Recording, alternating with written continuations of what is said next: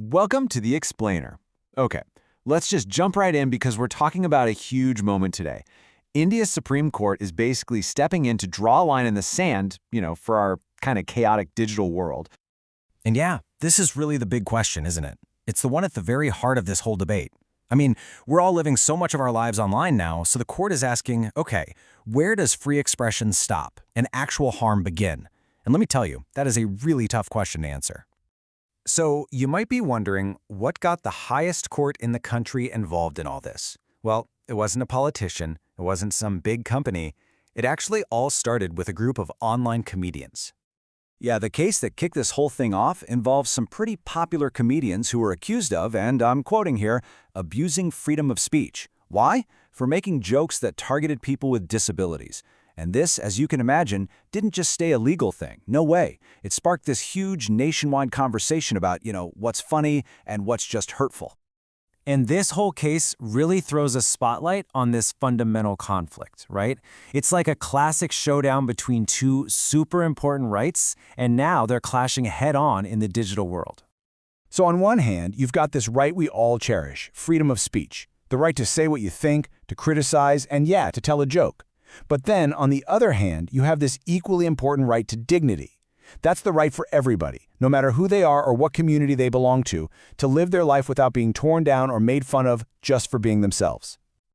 So to get a handle on this, the court came up with this really interesting and frankly crucial new term, commercialized free speech. What does that mean? Well, it's not just about you or me sharing an opinion online. This is about when your voice is your job. Think about influencers, creators, people who build a brand and make money from what they say. The court's whole point is, as soon as money gets involved, the level of responsibility you have, it goes way up. And let me tell you, the justices on this case, they were not messing around. They were super direct about how high the stakes are, they didn't mince words at all, and what they said really paints a picture of just how serious this is. Take Justice Bagchi. His point was so simple, but so powerful. He basically said, look, if you're cashing in on your free speech, you've got to think about the impact. It's not just you talking anymore, it's a product, and that product can't be built on hurting other people. And then you have Justice Kant, who sounded the alarm about the big picture. He's pointing out this really dangerous slippery slope. Like, okay, today it's people with disabilities. Who's it going to be tomorrow? Women? Children? Senior citizens? He's asking this huge question, if we don't draw that line now, where does all this end? So, okay, the court sees this huge, messy problem. But they didn't just throw their hands up. No, they actually proposed a pretty clear path forward, a real, concrete plan. It's basically a three-step plan. Step 1, frame some clear guidelines, so we all actually know what the rules are. Step 2, and this one is so important, make sure there are real consequences if you break the rules. The court said it can't just be an empty formality. And step 3, maybe the most important part, the goal here isn't just to punish people, it's about sensitization, basically educating all of us on how what we say online actually affects real people. This kind of helps you see how the court is thinking about this. So you have totally protected free speech on one end and totally banned illegal speech on the other. But the court is saying the real danger zone is that murky gray area in the middle. That's where commercial speech, speech for profit, can accidentally, or not so accidentally, slip into becoming harmful, prohibited speech.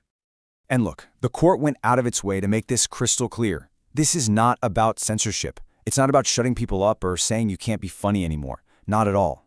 It's about being clear. It's about drawing that line in the sand so creators know where it is.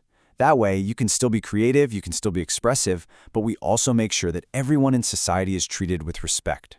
At the end of the day, even though this ruling is technically for the government, the message, well, that ripples out to every single one of us, everyone who's on social media. It really comes back to our responsibility in this digital world. So here's the bottom line. We live in a world where, boom, anyone can get a platform overnight. But with that power, with that influence, comes a serious duty. The court is saying that your power to speak to the whole world has to be balanced with your responsibility to treat everyone in that world with dignity. And that leaves us with a really powerful final thought, right? In this whole new economy of likes and shares where influence is basically cash, what's our debt to dignity? What do we owe other people? It's definitely something to think about the next time you go to post or comment or share anything at all.